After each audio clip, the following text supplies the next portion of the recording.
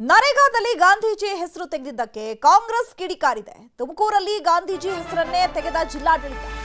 ಗಾಂಧೀಜಿ ಒಳಾಂಗಣ ಕ್ರೀಡಾಂಗಣಕ್ಕೆ ಗೃಹ ಸಚಿವರ ಹೆಸರನ್ನ ಇಡಲಾಗಿದೆಯಂತೆ. ಹೀಗಾಗಿ ಕಾಂಗ್ರೆಸ್ ಕೂಡ ಕಿಡಿಕಾರ್ತಾ ಇದೆ. ಮತ್ತೊಂದು ಕಡೆ ವಿಪಕ್ಷ ನಾಯಕರು ಕೂಡ ಕಿಡಿಯನ್ನ ಕಾರ್ತಾ ಇದ್ದಾರೆ.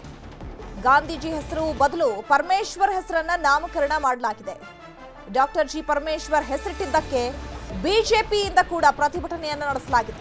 ಗೃಹ ಸಚಿವ ಡಾಕ್ಟರ್ ಜಿ ಪರಮೇಶ್ವರ್ ವಿರುದ್ಧ ಈಗ ಆಕ್ರೋಶಗಳು ವ್ಯಕ್ತವಾಗ್ತಾ ಇದೆ. ನರೇಗಾದಲ್ಲಿ ಗಾಂಧೀಜಿ ಹೆಸರನ್ನ ತೆಗೆದುಹಾಕಿ ಕಾಂಗ್ರೆಸ್ ನಾಯಕನ ಹೆಸರನ್ನ ಇಡಲಾಗಿದೆ. ಹಾಗಾಗಿ ಕಾಂಗ್ರೆಸ್ ಕೂಡ ಕಿಡಿಕಾರ್ತಾ ಇದೆ. ತುಮಕೂರಲ್ಲಿ ಗಾಂಧೀಜಿ ಹೆಸರನ್ನ ಜಿಲ್ಲಾಡಳಿತ ತೆಗೆದು ಹಾಕಿದೆ. ಹಾಗಿದ್ರೆ ಯಾರು ನಮಗೆ ಪರ್ಮಿಷನ್ ಕೊಟ್ಟಿದ್ದು? ಯಾಕಾಗಿ ಸಚಿವರ ಹೆಸರನ್ನ ನೀವು ಇಟ್ಟಿದ್ದೀರಾ? ಕ್ರೀಡಾಂಗಣಕ್ಕೆ ಗೃಹ ಸಚಿವರ ಹೆಸರನ್ನ ಇಡುವಂತಹ ಅವಶ್ಯಕತೆ ಏನಿತ್ತು ಅಂತ ಹೇಳಿ ವಿರೋಧ ಪಕ್ಷದ ನಾಯಕರು ಕೂಡ ಇವಾಗ ಪ್ರತಿಭಟನೆಯನ್ನ ಮಾಡ್ತಿದ್ದಾರೆ. ಗಾಂಧೀಜಿ ಹೆಸರು ಬದಲು ಪರಮೇಶ್ವರ್ ಹೆಸರನ್ನ ನಾಮಕರಣ ಮಾಡಿರೋದಕ್ಕೆ ಈಗ ತೀವ್ರ ಆಕ್ರೋಶಗಳು ವ್ಯಕ್ತವಾಗ್ತಾ ಇದೆ. ಬಿಜೆಪಿ ಪ್ರತಿಭಟನೆಯನ್ನ ಮಾಡೋ ಮೂಲಕ ತಮ್ಮ ಆಕ್ರೋಶವನ್ನ ವ್ಯಕ್ತಪಡಿಸುತ್ತಿದ್ದಾರೆ. ಜೊತೆಗೆ ಗೃಹ ಸಚಿವ ಡಾಕ್ಟರ್ ಜಿ ಪರಮೇಶ್ವರ್ ವಿರುದ್ಧವೂ ಕೂಡ ಆಕ್ರೋಶ ವ್ಯಕ್ತವಾಗ್ತಾ ಇದೆ.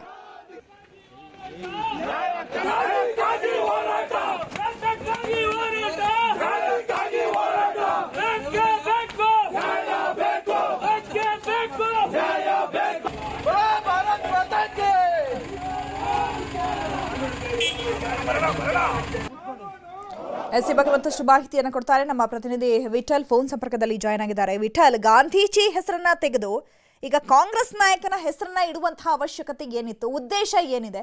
ಜೊತೆಗೆ ಬಿಜೆಪಿಯ ಮುಂದಿನ ನಡೆ ಏನು? ಚೈತ್ರ, ಒಂದು ಏನು ಹೆಸರು ಬದಲಾವಣೆ ವಿಚಾರಕ್ಕೆ ಸಂಬಂಧಪಟ್ಟಂತೆ ಏನೀಗ ತುಮಕೂರು ನಗರದಲ್ಲಿ ಹೃದಯ ಭಾಗದಲ್ಲಿರ್ತಕ್ಕಂಥ ಎರಡು ಸ್ಟೇಡಿಯಂಗಳು ಇರ್ತವೆ. ಒಂದು ಹಳೆ ಸ್ಟೇಡಿಯಂ ಅಂದ್ರೆ ಮಹಾತ್ಮ ಗಾಂಧಿ ಕ್ರೀಡಾಂಗಣ. ಅದನ್ನ ಸ್ಮಾರ್ಟ್ ಸಿಟಿ ನೇತೃತ್ವದಿಂದ ಅಥ್ಲೆಟಿಕ್ಸ್ ಗೇಮ್ಗಳಿಗೆ ಸುಸಜ್ಜಿತವಾಗಿ ಅದನ್ನ ಸುಮಾರು 50 ಕೋಟಿ ವೆಚ್ಚದಲ್ಲಿ ಅದನ್ನು ನಿರ್ಮಾಣ ಮಾಡಿರ್ತಕ್ಕಂಥದ್ದು. ಅದರ ಮುಂಭಾಗದಲ್ಲೇನೆ ಹೊಸದಾಗಿ ಅಂದ್ರೆ ಆ ಜಾಗ ಖಾಲಿ ಇದ್ದಂತ ಜಾಗದಲ್ಲಿ ಆಗಿನ ಪರಮೇಶ್ವರ್ DCM ಆಗಿದ್ದಂತ ಕಾಲದಲ್ಲಿ ಅದಕ್ಕೆ ಶಂಕುಸ್ಥಾಪನೆಯನ್ನ ಮಾಡಿ ಅದಕ್ಕೆ ಒಂದು ನಿರ್ಮಾಣವನ್ನ ಮಾಡಿರ್ತಾರೆ. ಅದಕ್ಕೆ ಯಾವುದೇ ರೀತಿಯಾದಂತಹ ಹೆಸರಿಟ್ಟಿರೋದಿಲ್ಲ. ಅಂದ್ರೆ ಅದು ಆ ಮಹಾತ್ಮ ಗಾಂಧಿ ಕ್ರೀಡಾಂಗಣದ ಎದುರುಗಡೆ ಇದ್ದಂತ ಇನ್ನೊಂದು ಒಳಾಂಗಣ ಕ್ರೀಡಾಂಗಣ. ಆ ಕ್ರೀಡಾಂಗಣಕ್ಕೆ ಇದುವರೆಗೆ ಕೂಡ ಯಾವುದೇ ರೀತಿಯಾದಂತ ಹೆಸರಿಟ್ಟಿರ್ಲಿಲ್ಲ. ಈ ಒಂದು ವಿಚಾರಕ್ಕೆ ಇವತ್ತು ಮಧ್ಯಾಹ್ನದ ಮೇಲೆ ತುಮಕೂರು ಜಿಲ್ಲಾಡಳಿತ ಡಾಕ್ಟರ್ ಜಿ ಪರಮೇಶ್ವರ ಕ್ರೀಡಾಂಗಣ ಸಂಕೀರ್ಣ ಅಂತ ಹೇಳಿ ಒಳಾಂಗಣ ಕ್ರೀಡಾಂಗಣ ಸಂಕೀರ್ಣ ಅಂತ ಹೇಳಿ ಇಟ್ಟಿರ್ತಕ್ಕಂಥದ್ದು. ಇದು ಒಂದು ಬಿಜೆಪಿಗರ ಕೆಂಗಣ್ಣಿಗೆ ಗುರಿಯಾಗಿರ್ತಕ್ಕಂಥದ್ದು. ಏನಂದ್ರೆ ಇದು ಕೂಡ ಮಹಾತ್ಮ ಗಾಂಧಿ ಕ್ರೀಡಾಂಗಣ ಪ್ರೆಮಿಸಸ್ ಅಲ್ಲಿ ಬರುತ್ತೆ. ಇದಕ್ಕೂ ಕೂಡ ಅದನ್ನೇ ಇಡ್ಬೋದಿತ್ತು. ಏನಕ್ಕೆ ಇದನ್ನ ಬದಲಾವಣೆ ಮಾಡಿದ್ರು? ಇದಕ್ಕೂ ಕೂಡ ಮಹಾತ್ಮ ಗಾಂಧಿ ಕ್ರೀಡಾಂಗಣ ಅಂತಾನೆ ಹೆಸರಿಡ್ಬೋದಿತ್ತು ಅಂತ ಹೇಳಿ ಅವರು ಒಂದು ವಾದ ಮಾಡ್ತಿರ್ತಕ್ಕಂಥದ್ದು. ಜೊತೆಗೆ ಅಲ್ಲಿ ನಡೆಯುವಂತ ಆಕ್ಟಿವಿಟೀಸ್ ಎಲ್ಲ ಕೂಡ ಇಲ್ಲೂ ಕೂಡ ನಡೀತವೆ.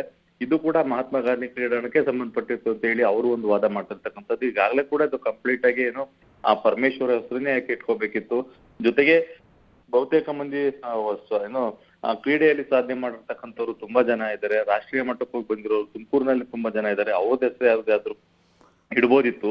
ಆದ್ರೆ ಈ ಪೊಲಿಟಿಕಲ್ ಅಲ್ಲಿ ಇರುವಂತ ವ್ಯಕ್ತಿಗಳನ್ನ ಏನಕ್ಕೆ ಈ ಒಂದು ಕ್ರೀಡಾಂಗಣಕ್ಕೆ ಇಡ್ಬೇಕಿತ್ತು ಅಂತ ಹೇಳಿ ಬಿಜೆಪಿಗರ ವಾದ. ಏನು ಇವತ್ತು ಬೆಳಿಗ್ಗೆ ಸಂಜೆ 5 ಗಂಟೆಯಿಂದನೂ ಕೂಡ ಒಂದು ಬಿಜೆಪಿಗರು ಅಲ್ಲಿ ಸ್ಥಳದಲ್ಲಿ ಕೂತು ಪ್ರತಿಭಟನೆ ನಡೆಸಿದ್ರು.